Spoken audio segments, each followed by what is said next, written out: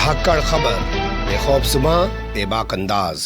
धाकड़ खबर के news room से मैं आपके साथ हूं अकरम रईस खान। एक हफ्ते के भीतर, जी हां, महज 8 दिन के भीतर पहले हाई कोर्ट ने योगी सरकार को फटकार लगाई और उसके बाद फिर सुप्रीम कोर्ट ने योगी सरकार को तगड़ी फटकार लगाई है। लेकिन आपका भोंपू मीडिया और उसके दलाल चाटुकार दंगाई पत्रकार इस खबर को आपके नोटिस में, आपके सामने, आपके ध्यान में नहीं ला रहे हैं। क्या है ये खबर और क्यों 8 दिन के भीतर योगी सरकार को 2 जगह से, पहले इलाहाबाद हाई कोर्ट से और फिर सुप्रीम कोर्ट से फटकार लगी है, ये बताऊं उससे पहले समझ लीजिए कि मामला क्या है। मामला ये है कि उत्तर प्रदेश में एक नया कानून लाया गया है जिसको बताया जा रहा है कि लव जिहाद रोकने के लिए कानून लाया गया है। कानून का नाम है धर्म परिवर्तन अध्यादेश 2020। इसके तहत अब कोई भी जो है लड़का, अगर लड़की किसी अलग धर्म के हैं, वो शादी करना चाहते हैं तो उनको 60 दिन का नोटिस दिया जाएगा। पहले 30 दिन का नोटिस दिया जाता था। और इसके अलावा अगर मान लीजिए वो धोखे से शादी करता है तो उसके खिलाफ सख्त एक्शन लिया जाएगा। 5 साल की उसको सजा का प्रावधान है। और इसके बाद हम देख रहे हैं कि कानून सामने आने के बाद दे दनादन FIR दर्ज की जा रही है। अगर कोई लड़का किसी लड़की को कहीं केक खिलाते हुए पकड़ा जा रहा है और हिंदू मुस्लिम मामला है तो उसको भी पकड़ के लव जिहाद में जेल में डाल दिया जा रहा है। नाबालिगों को भी नहीं बख्शा जा रहा है, उन पर भी ये मुकदमे लगाए जा रहे हैं। और हद तो ये हो गई है कि अगर लड़का पकड़ा गया किसी मामले में तो उसके भाई को भी पकड़ लिया जा रहा है, उसके परिवार के लोगों को भी पकड़ लिया जा रहा है। हमने देखा एटा, मैनपुरी इलाके में, इटावा, इधर तमाम इलाके में, कन्नौज इलाके में, अंदर बरेली में हमने तमाम जगह देखा कि कैसे परिवार के 14 लोगों पर ये मुकदमे दर्ज किए जा रहे हैं। तो इस कानून से एक भय का माहौल व्याप्त हो गया और पुलिस को फिर से गुंडे करने के लिए कानून मिल गया है। और कुछ भगवा ब्रिगेड जो है वो जाते हैं कहीं पे भी हंगामा क्रिएट करते हैं और उसके बाद उत्तर प्रदेश की जो पुलिस है, जिसकी औकात सिर्फ इतनी ही रह गई है कि भगवा ब्रिगेड के लोग आए, धूम मचाएं और बुलंदशहर में आके कहें जैसे जूता बिक रहा था, इसमें ठाकुर लिख रहा है, इसके खिलाफ जो है सांप्रदायिक भावनाएं और धार्मिक भावनाएं भड़काने का मुकदमा लिख दो, उसको जेल में डाल दो। बाद में मामला मीडिया में उछलता है तो वहां के SSP सरेंडर कर जाते हैं और उसको छोड़ देते हैं।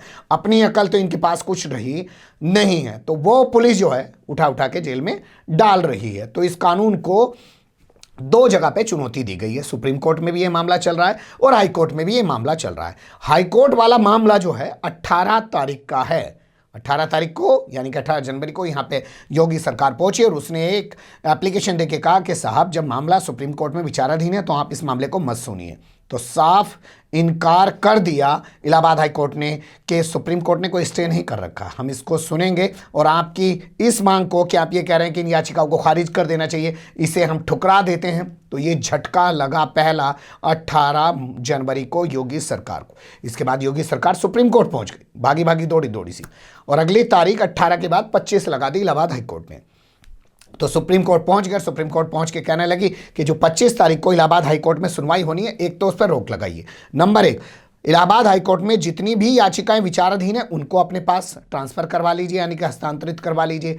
और इस मामले को इलाहाबाद हाई कोर्ट सुन ही ना सके ऐसी व्यवस्था बना दीजिए। लेकिन सुप्रीम कोर्ट ने यहां भी योगी सरकार को झटका दिया और कहा कि हम इलाहाबाद हाई कोर्ट के सुनवाई करने पे रोक नहीं लगा सकते, वो भी एक संवैधानिक अदालत है और उसके पास अधिकार है, वो सुन सकता है। बेहतर है वो हमारे से अच्छा सुन ले और हमारे से पहले ही इसमें कोई फैसला सुना दे और वो हमारे काम आ जाए। एक एक कर ये 2 झटके एक हफ्ते के भीतर, पहले हाई कोर्ट से फिर सुप्रीम कोर्ट से लगा है योगी सरकार को। और दोनों कोर्ट ने जो है तगड़ा झटका दिया है और सिरे से सुप्रीम कोर्ट ने तो उस पिटीशन को खारिज कर दिया और 25 जनवरी को जो सुनवाई होनी थी इलाहाबाद हाई कोर्ट में, उस पर रोक लगाने से इनकार कर दिया। लेकिन फिर भी इतनी बड़ी खबर को आपके सामने नहीं रखा जा रहा है। ये खबर अपने आप में बहुत बड़ी इसलिए भी हो जाती है क्योंकि इस कानून को लेकर हल्ला मचाया जा रहा है। कभी हरियाणा कह रहा है मैं भी कानून बनाऊंगा, कर्नाटक कह रहा है मैं भी कानून बनाऊंगा, और ये कानून के साथ साथ में उत्तराखंड का जो कानून काफ़ी समय पहले बन गया था उसको भी यहाँ पे चुनौती दी गई है। साफ कहा गया है कि अगर हाईकोर्ट से इस पर कोई फैसला आ जाता है तो वो तो हमारे लिए फ़ायदेमंद ही साबित होगा, हमारे हक में ही होगा, हम क्यों इस पर रोक लगा दें। तो ये अपने आप में तगड़ा झटका। अब इसके बाद कल 25 जनवरी को इलाहाबाद हाई कोर्ट में क्या हुआ ये भी आप लोग जानना चाहते होंगे। तो कल 25 जनवरी को इलाहाबाद हाई कोर्ट में सुनवाई को टाल दिया गया। अब 2 फरवरी को ये सुनवाई होगी, यानी कि देखना दिलचस्प होगा कि इलाहाबाद हाईकोर्ट में जो ये मामला गया है, इलाहाबाद हाईकोर्ट इस मामले को कैसे सुनता है।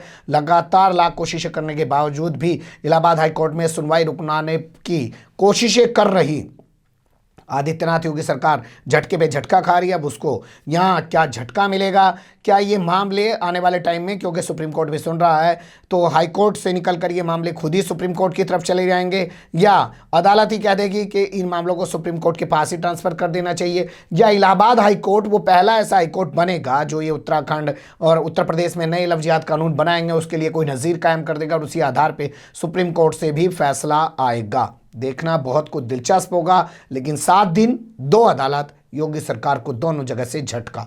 बने रहिएगा धाकड़ खबर के साथ। फिलहाल कमेंट्स के रूप में आप लोग अपनी राय दे सकते हैं, खबर को लाइक कर सकते हैं, चैनल को सब्सक्राइब कर सकते हैं, ज़्यादा से ज़्यादा हमारी खबरों को शेयर कर सकते हैं। फिर ऐसे ही किसी सुलगते हुए या उलझते मुद्दे लेकर मैं आपके सामने हूँगा हाजिर। फिलहाल अभी मुझे दें इजाज़त।